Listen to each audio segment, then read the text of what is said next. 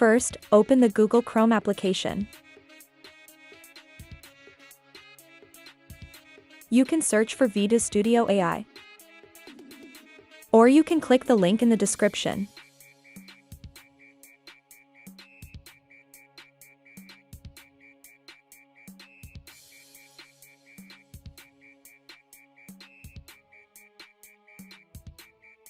You have to log in first.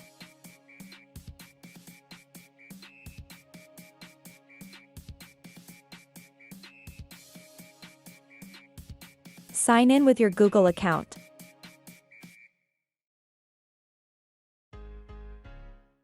After you enter, now make it directly. Insert your merged photos.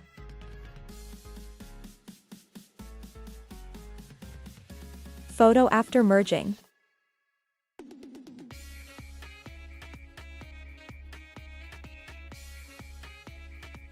Add photo description prompter. Select the button below the left corner to create credit. Wait for your video making process.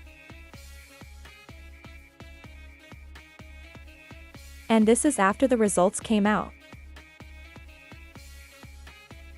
Click the download button to save to your phone.